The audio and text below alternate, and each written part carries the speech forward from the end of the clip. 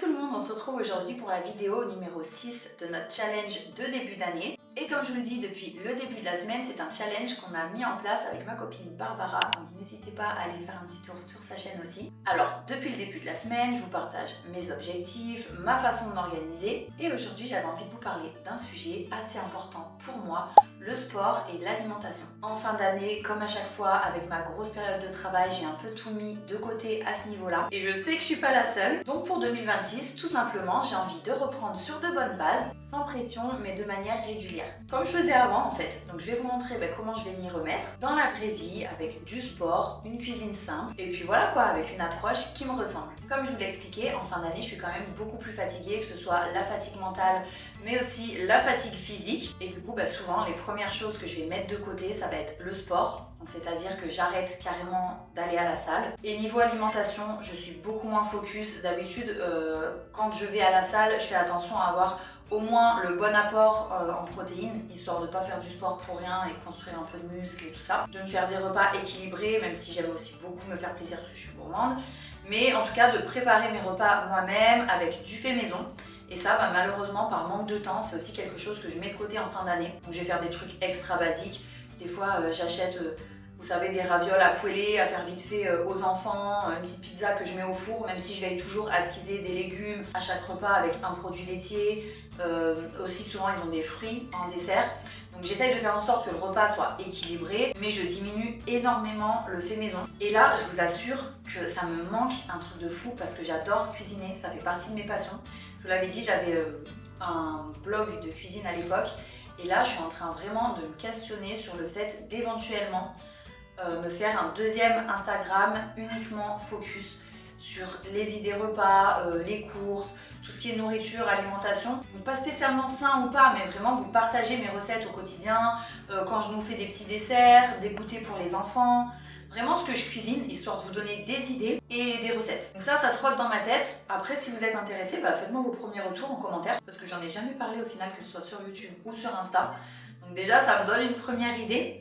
Mais il faudra que je vous en parle plus en détail, faire des sondages et tout, bref, c'est pas le sujet. Du coup, le mois de janvier, je le vois pas comme une question de nouvelle vie, mais c'est plutôt l'occasion pour moi de revenir à quelque chose qui me fait du bien et de retrouver un certain équilibre. En ce qui concerne l'alimentation, objectif très simple, revenir à plus de fait maison. Là, je vous dis, j'ai complètement lâché de ce côté-là et j'ai vraiment l'envie de retrouver le plaisir de cuisiner. Des plats simples, rapides la plupart du temps, mais que je prépare moi-même. Comme je vous disais aussi, je suis hyper gourmande, j'ai pas envie de m'enlever tous les petits plats plaisir. Donc il y aura toujours de temps en temps des tartiflettes, des gâteaux au chocolat et c'est très bien comme ça. L'idée c'est pas de manger parfait, mais de trouver un équilibre sur la durée. Après voilà, tout ça c'est mon point de vue.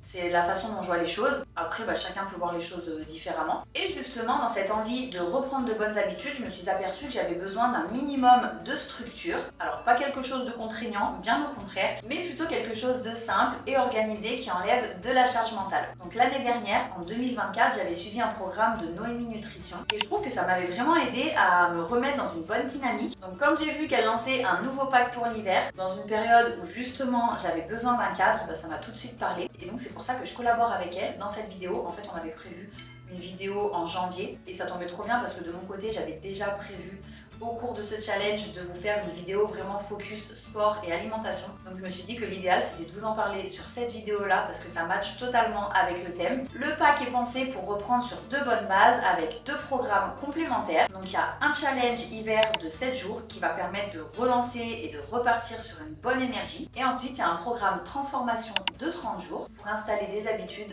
dans la durée. Ce que j'aime beaucoup c'est que tout est clé en main, les recettes, les menus, les listes de courses. Il n'y a pas besoin de compter les calories, ça enlève énormément de charge mentale et ça c'est quelque chose pour le coup qui est hyper important pour moi. Noémie a aussi une chaîne YouTube, donc je vous l'affiche à l'écran et je vous laisse également le lien en description de la vidéo. Elle donne plein de recettes, de conseils et je suis vraiment trop contente de collaborer aujourd'hui avec elle sur cette vidéo parce que d'habitude je collabore avec des marques, mais là de collaborer vraiment avec une personne qui a elle aussi une chaîne YouTube et qui à ce niveau-là fait le même métier que moi, parce qu'après elle a tout le côté nutrition, programme et tout en plus. Et c'est pour ça que ça me fait d'autant plus plaisir de vous en parler aujourd'hui, de la mettre en avant, de la faire découvrir à certains et certaines d'entre vous. Après voilà, il y a certaines personnes ici qui connaissent déjà, parce que de toute façon je vous en avais parlé, et puis il y en a qui connaissaient même encore d'avant, il me semble, par rapport au retour que j'avais eu l'année dernière. Mais voilà, en tout cas c'est un plaisir aussi pour moi, je la suis à titre personnel sur Instagram.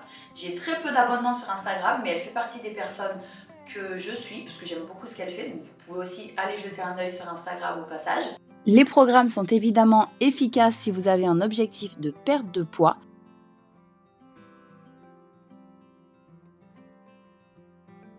Et il y a aussi un quiz disponible sur le site pour aider à trouver le programme qui vous correspond. Et donc pour le mois de janvier, il y a une offre spéciale sur le pack dont je vous ai parlé juste avant. Et vous avez 15% de réduction sur toute la boutique avec mon code MATOUMATA15. N'hésitez pas à aller jeter un œil, il y a tout un tas de programmes disponibles. Même si vous avez d'autres besoins et d'autres objectifs, je trouve que ce qu'elle propose est vraiment bien complet. Côté sport, mon objectif 2026, il est très clair et surtout il est très réaliste. Je ne cherche pas à faire du sport tous les jours ni à me lancer des défis irréalisables. Par contre, je veux vraiment reprendre une routine régulière, remettre le sport dans mon quotidien entre guillemets, donc on va dire 3 séances minimum par semaine. Si j'arrive à faire 4, c'est hyper cool, mais franchement je pense que je vais m'en tenir à 3 pour vraiment de l'entretien. Et 3 séances, c'est vrai que c'est un rythme qui me convenait bien. 4, j'étais un petit peu just sur tout ce que j'avais à faire ici à la maison, avec les enfants, les rendez-vous et le travail. C'est vrai que ça me faisait beaucoup, alors que 3, je sais que c'est faisable pour moi, même si j'aimerais faire plus. Je pense que dans un premier temps, même si pour vous c'est 2 séances, et en fait il faut que ce soit réaliste, que ça colle aussi à votre quotidien, votre façon de vivre, et que ce soit faisable pour vous. Parce que si on se fixe des objectifs trop hauts, forcément on a plus de mal à les atteindre et après on va pas tenir sur la durée. Donc je trouve que c'est dommage et il vaut mieux faire 2 séances de sport par semaine toute l'année, plutôt que se dire ouais vas-y j'en fais 4 et tout, tenir le mois de janvier, après passer à 2, 1 et 0 plus rien. Ouais. J'ai aussi décidé de changer de salle de sport, parce que le changement c'est vrai que ça me fait du bien, ça me remotive, et là ça fait plus de 3 ans que je suis inscrite dans la même, et même si je l'aime bien, je trouve que ça donne un nouveau souffle, on a vraiment l'envie de s'y remettre. Parce qu'en fait le truc c'est qu'entre temps j'ai une nouvelle salle qui s'est ouverte juste à côté de chez moi, donc si ça n'avait pas été le cas je serais restée dans la même, mais là du fait qu'il y ait une salle toute neuve qui soit plus proche, je trouve que c'est cool parce que j'irai en courant, tranquille, sans prendre la voiture, alors que l'autre, je prenais la voiture même si c'est vraiment pas loin. Mais là au moins j'y vais en courant, je reviens en courant, ça fait partie de ma séance, ça fait du bien, c'est juste à côté, elle est neuve et en plus de ça, elle est moins chère. Donc franchement, c'est tout bénef pour moi, parce que là je payais, moi. Et après, j'avais pris un engagement, donc j'étais passée à 39,90. Et je crois que celle qui est juste à côté, là, c'est 29. Mais voilà, que ce soit financièrement, au niveau du temps et tout, c'est tout bénéfice pour moi d'aller dans la nouvelle. Et en plus, ça me motive. Donc c'est trop cool. Le fait d'être dans un nouvel endroit, d'avoir de nouvelles machines, une nouvelle ambiance, ça me donne l'impression de repartir sur quelque chose de neuf. Et j'ai bien envie de tenter, quoi. Ça redonne de l'élan, en fait, je trouve. Le sport, pour moi, c'est vraiment pas une question de performance. Bien que, quand on fait de la muscu, forcément, c'est hyper gratifiant de voir qu'on augmente un petit peu les charges au fur et à mesure des semaines et des mois, parce que on voit qu'on progresse. Mais je trouve que le but c'est vraiment de se sentir mieux dans son corps et surtout dans sa tête. Moi ça m'est vraiment bénéfique en fait, avant toute chose. Mentalement, ça me fait un bien de dingue. Ça me permet d'extérioriser, de couper un petit peu mentalement, de me vider la tête. Et franchement c'est le fait d'extérioriser qui a fait, pour ma part, que je m'y suis tenue et que j'ai été régulière et que des fois j'avais vraiment envie et besoin d'y aller. Après, je vais pas vous mentir, on dit qu'il faut 21 jours pour prendre une habitude. Moi c'est vrai que pour la salle, avant d'avoir cette sensation où j'avais besoin d'y aller parce que ça me faisait du bien et que j'extériorisais et que ça me vidait, il m'a fallu quand même des mois. Et en fait c'est à partir du moment où ça m'a vraiment fait du bien, avant toute chose mentalement, que j'ai commencé à voir les résultats sur mon corps. Et vous voyez, après c'est un cercle vertueux.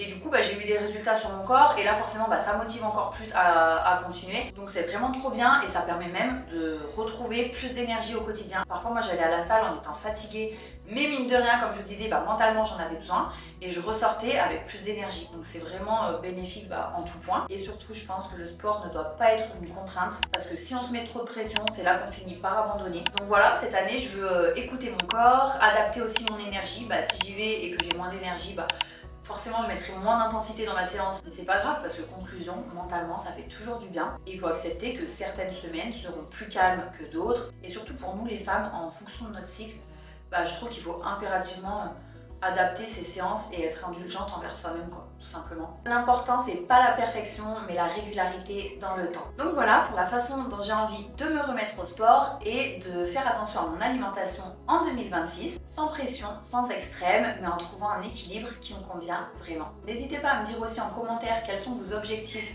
pour 2026 en ce qui concerne le sport et l'alimentation, ainsi que vos autres objectifs, parce que sur la toute première vidéo, là, quand je vous ai partagé les miens et que je vous ai montré le vision board, j'ai complètement oublié de vous demander face caméra quels étaient vos objectifs pour 2026.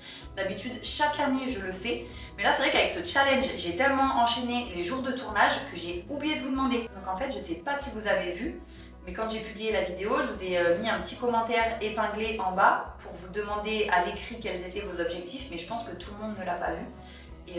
Et voilà, j'étais trop dégoûtée de ne pas l'avoir dit oralement. Donc vous pouvez me dire ça en commentaire et on se retrouve demain pour le 7e et dernier jour. Déjà, c'est passé hyper vite de ce challenge. Donc j'espère que vous serez au rendez-vous et je vous fais de gros bisous.